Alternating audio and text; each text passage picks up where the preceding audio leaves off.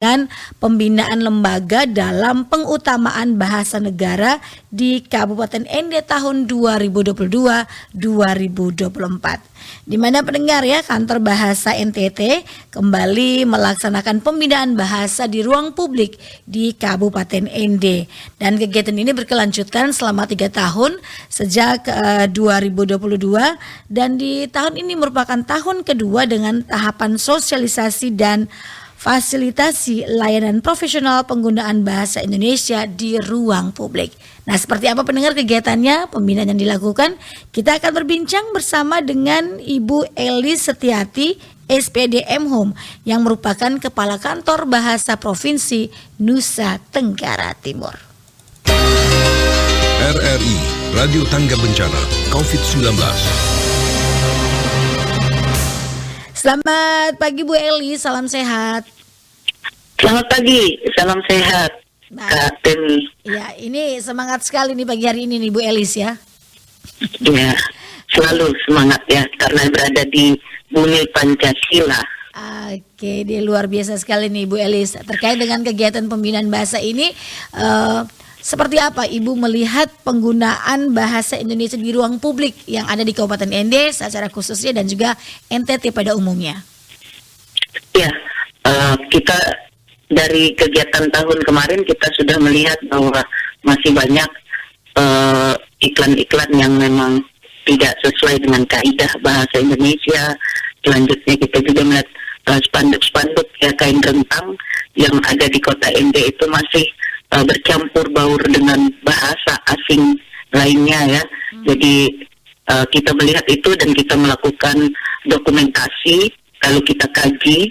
Selanjutnya kita juga melihat dokumen-dokumen negara ya, surat-surat dan segala macam dokumen yang ada di lembaga-lembaga itu, dan masih banyak ada kesalahan kaidah. Begitu, Mbak. Oke, jadi memang ini menjadi sebuah keprihatinan ya dari Kantor Bahasa sehingga melaksanakan kegiatan ini yang tahun kedua ya Ibu ya di Kabupaten Ende. Betul. Oke, nah ini seperti apa nih gambaran kegiatan yang ada di Kabupaten Ende dan berapa hari nih Ibu kegiatannya di tahun 2023 ini? Ya, terima kasih. Jadi gambarannya adalah kita melakukan kegiatan yang berkelanjutan. Jadi kita benar-benar melakukan kegiatan yang sangat serius ya. Kita fokus. Jadi kita membina, tidak hanya melakukan penyuluhan. Sekali datang selanjutnya pergi. Jadi itu tidak kita lakukan lagi. Jadi ada semacam formula baru. Kita tidak meninggalkan lembaga binaan kita.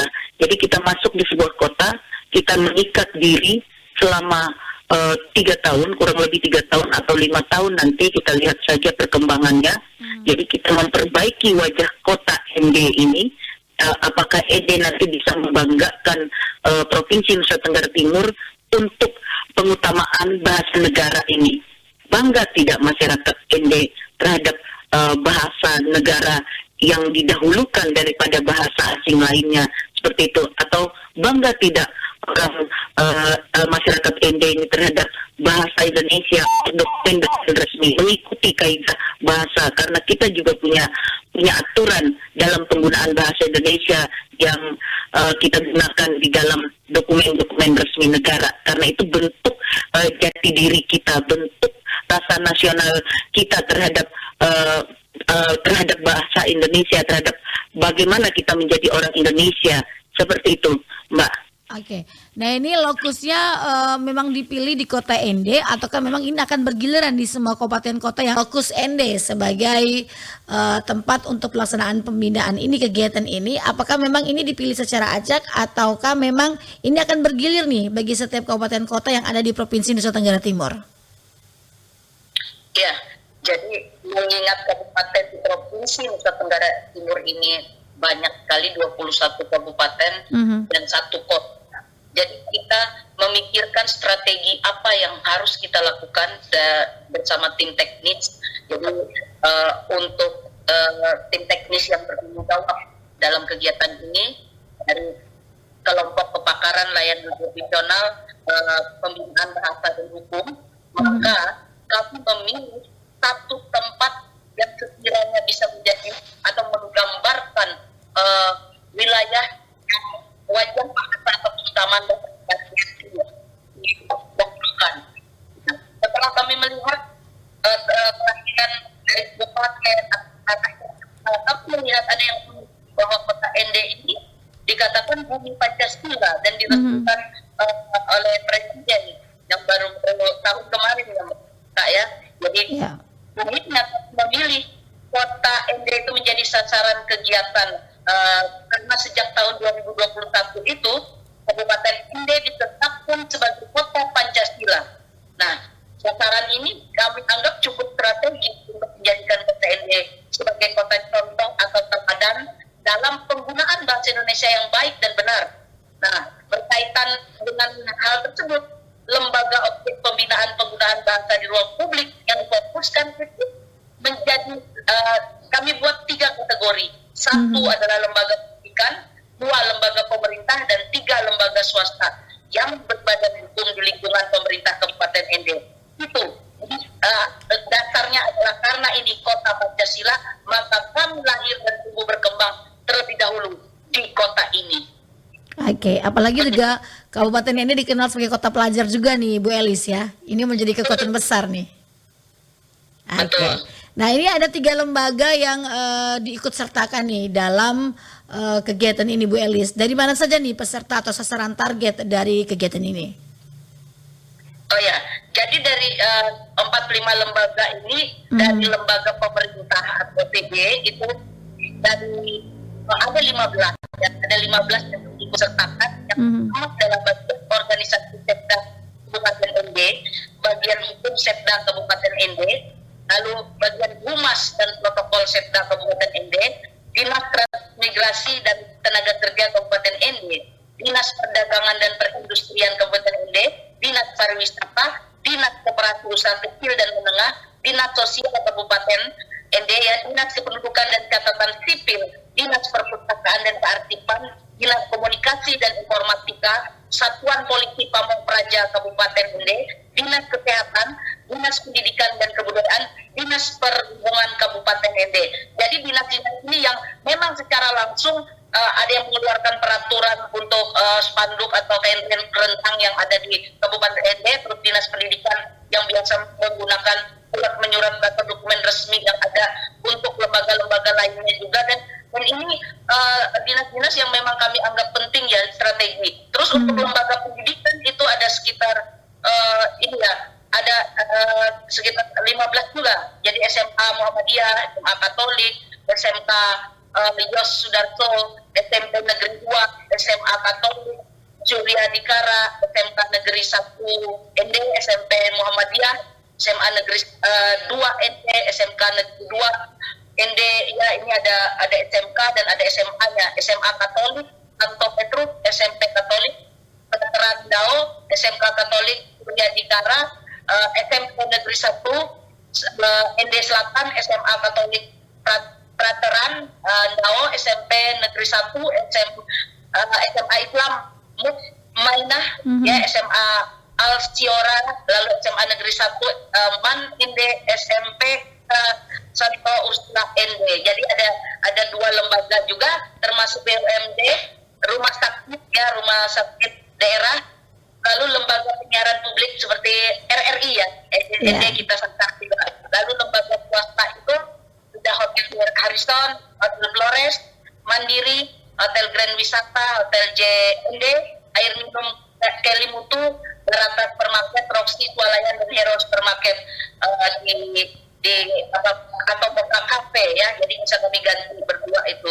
Jadi begitu. Oke, baik. Jadi ada 45 lembaga yang diikut sertakan dalam ini. Berapa hari nih Bu kegiatannya? Kemudian seperti apa nih mekanisme dalam kegiatan tersebut? Ya, kami laksanakan ada 4 hari. Jadi laksanakan selama 4 hari, dan itu kami lakukan tahap pembinaan. Jadi kami lakukan dengan tahap pembinaan dulu, yang di dalamnya kita lakukan bagaimana kita mendampingi atau memfasilitasi peserta. Ketika tahun kemarin kita sudah mengumpulkan data di ruang publik dengan dokumen-dokumen yang sudah kita kumpulkan, itu nanti di situ di ruang itu kita membahasnya. Jadi ada narasumber yang akan membahasnya. Begitu. Oke. Dan setelah 4 hari ini masih ada terus pendampingan ya Ibu ya sepanjang tahun 2023 ataukah nanti bertemu di tahun yang akan datang atau seperti apa nih? Masih. Kita ada WA WhatsApp group, selanjutnya telepon.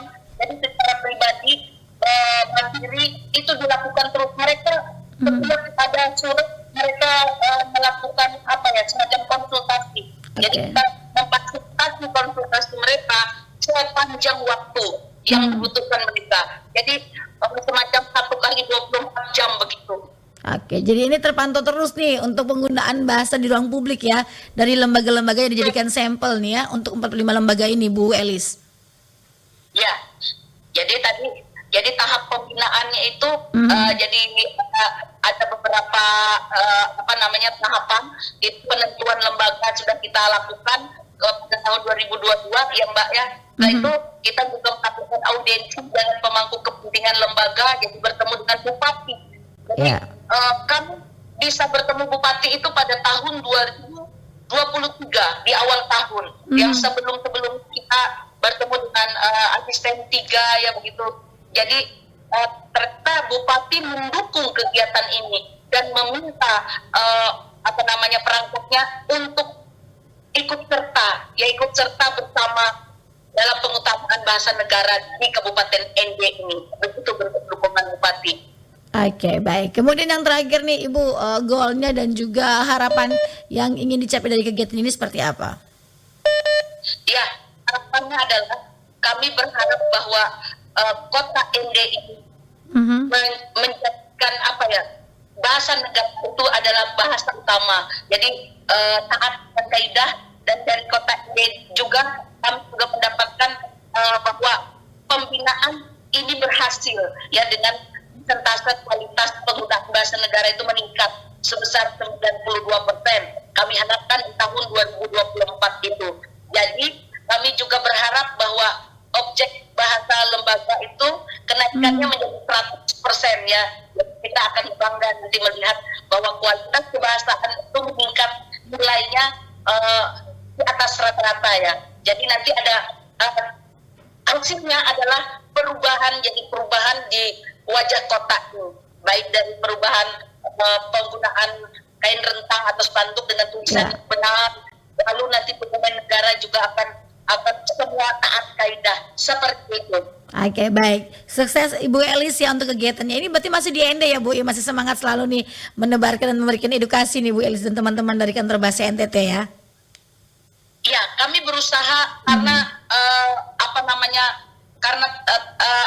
tipografis Provinsi Nusa Tenggara Timur ini berbeda dengan provinsi lainnya berpulau-pulau. Kami berusaha memenuhi anggaran kami bisa berangkat ke sini. Jadi kalau memang anggaran ini tersedia kami bisa bolak-balik. Tapi kalau anggaran ini tidak tersedia kami melakukannya lewat Zoom, pertemuan itu dengan telepon, WA group. Jadi kami lakukan sampai tahun 2024. Baik. Terima kasih Bu Elis, sukses selalu, selamat pagi, selamat beraktivitas dan segala hal baik bersama ini akan kita capai bersama pula nih Ibu ya.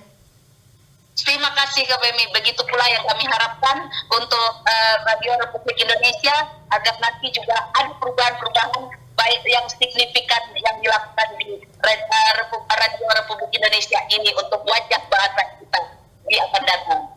Oke, selamat pagi Ibu. Selamat pagi. RRI Radio Tangga Bencana COVID-19.